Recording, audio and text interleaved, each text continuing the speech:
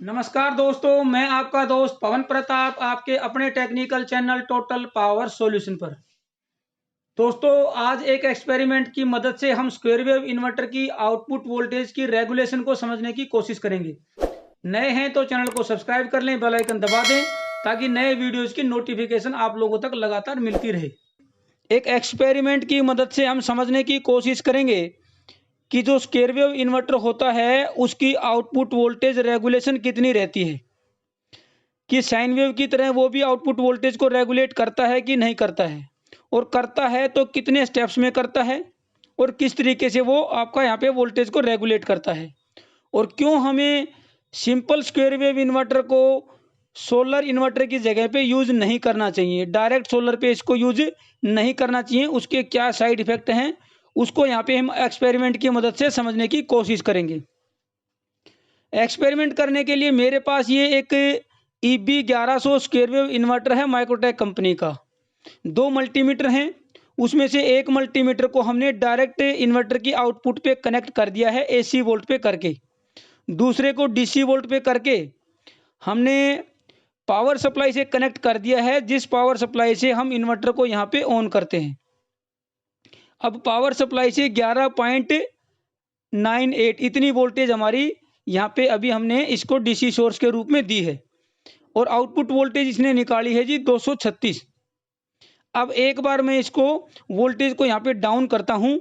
आपने ऑब्जर्व क्या करना है कि जैसे जैसे मैं इस वोल्टेज को डाउन करूँगा वैसे वैसे आपकी आउटपुट वोल्टेज भी कम होती जाएगी, लेकिन एक लेवल पे आके वो वोल्टेज वापस आपकी बढ़ती है कि नहीं बढ़ती है, एक बात। और जैसे ही मैं वोल्टेज को बढ़ाऊंगा तो ये आउटपुट वोल्टेज बढ़ती जाएगी, और एक लेवल पे आके वापस वो कम होती है कि नहीं होती है। अगर ज़्यादा से वापस कम होती है या कम से वापस होती है तो इसका मतलब वो वोल्टेज को रेगुलेट करता है। मैं अब दोबारा से आपको यहाँ पे एक बार ग्रेजुअली जो है DC वोल्टेज को पहले बढ़ा के दिखाता हूँ, राइज करता हूँ। 11.95 है आउटपुट वोल्टेज, 237 वोल्टेज में धीरे धीरे राइज कर रहा हूँ। 239 हो गई आउटपुट वोल्टेज। अब देखिए 239 से वापस 231 और ये 32 पे आ गई है, यानी कि 240 से वापस 230 पे इसने रेगुलेट किया है।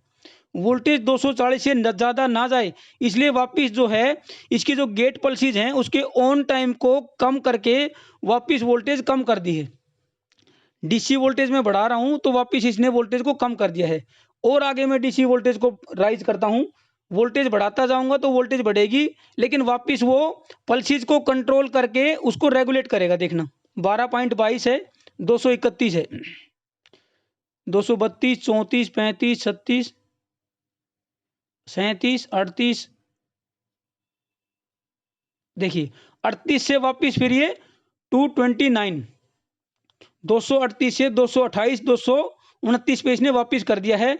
जैसे जैसे मैं वोल्टेज बढ़ाता जाता हूँ आउटपुट बढ़ती है, लेकिन वापस उसको रेगुलेट करता है वो, यानी कि 240 से ज़्यादा ये आउटपुट को यहाँ पे जाने नहीं देता है, ये इसको रेगुलेट करता है। फिर से मैं करता हूँ एक बार और इसको राइज करते हैं। 228 अभी, 29,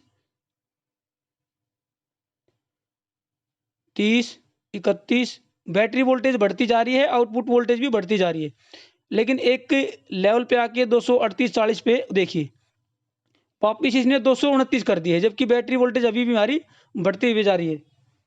11 वोल्ट के आसपास थी, अब 13 वोल्ट पे आ गई है।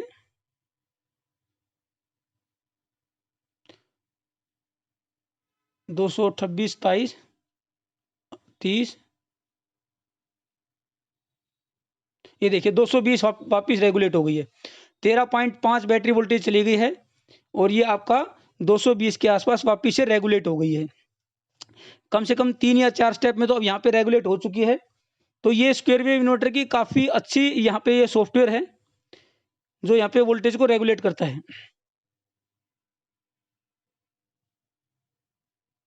ये यहाँ पे शायद थोड़ा लूज है, लेकिन हमारे को यहाँ पे समझ में आया है कि वो इसको रेगुलेट करता है। अभी 14.37 आउटपुट वोल्टेज, 216, 14.5।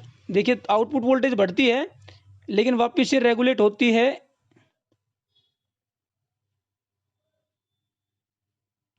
अब इसने यहाँ पे इसको रेगुलेट नहीं किया है। जब ये हमारी 14.5 वोल्ट से ऊपर बैटरी वोल्टेज गई है, क्योंकि इन्वर्टर का जो डिजाइन होता है, जो चार्जिंग वोल्टेज है वो मैक्सिमम 14.4 14.5 इतना ही जाती है। तो उसके बाद इसमें सॉफ्टवेयर नहीं डाला गया है इसको रेगुलेट करने का। उससे पहले 3-4 बार ये रेगुलेट इसने किया है, 11 से 14.5 तक गए हैं, तो 240 से आउटपुट वोल्टेज को ज़्यादा इसने नहीं जाने दिया है।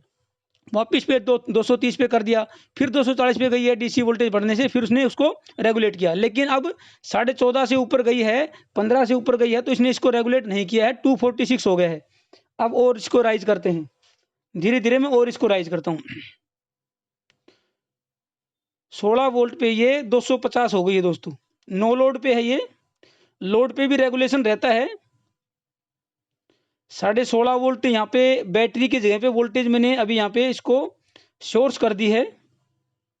12 वोल्ट की जगह पे हमने यहाँ पे 17 वोल्ट दी, तो आउटपुट वोल्टेज हो गई है 270। और आगे इसको राइज करते हैं।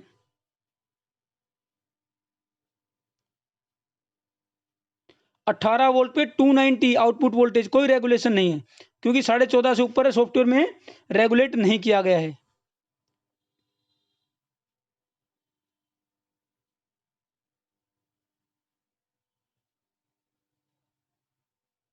19 वोल्ट पे 310 आउटपुट वोल्टेज। इसका मतलब क्या हुआ, अगर हमने स्क्वायर वेव इन्वर्टर को डायरेक्ट सोलर इन्वर्टर की जगह यूज किया, बिना किसी अच्छी क्वालिटी के कंट्रोलर के, या डायरेक्ट सोलर जो है आपकी बैटरी से कनेक्ट कर दी, तो जिसका जो है 19 वोल्ट तक वो नॉर्मली ले जाती हैं। अगर आपने उस पर लोड कनेक्ट नहीं किया, अगर लोड चलता रहेगा, तो जितनी आपकी सोलर से आपका करंट आता है उतना बैटरी को जाएगा, उतना आप उसको यूज भी कर लेंगे। लेकिन अगर आपका लोड नहीं है और सोलर उस पर कनेक्टेड है, लोड बिल्कुल ना के बराबर है, 1-2 डिवाइस कनेक्टेड हैं, उस केस में अगर उसको कंट्रोलर नहीं है और उसकी बैटरी की वोल्टेज राइज हो जाती है, तो ये आउटपुट वोल्टेज 300 से ज़्यादा निकाल देगा।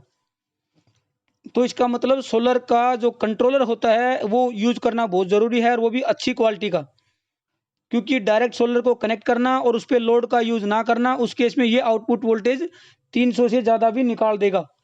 ये लगभग 19 वोल्ट के आसपास है, देखिए। नॉर्मली जो है 19 वोल्ट तक आपका आराम से 19-20 वोल्ट तक जो है सोलर आपका वोल्टेज निकाल देता है। तो देखिए 330 वोल्ट इसने निकाल दी है। ऐसे केस में अगर हमारा कुछ मिनिमम जो है आपका कोई छोटा सा लोड एसएमपीएस टाइप का कुछ है, तो उसको ये बस्ट कर देगा। यानी कि 14.5 से ऊपर इसकी रेगुलेशन नहीं होती है स्क्वायर वेव इन्वर्टर की। अलग अलग सॉफ्टवेयर हो सकते हैं, कोई 14.8 भी हो सकता है, कोई 14.34 भी हो सकता है।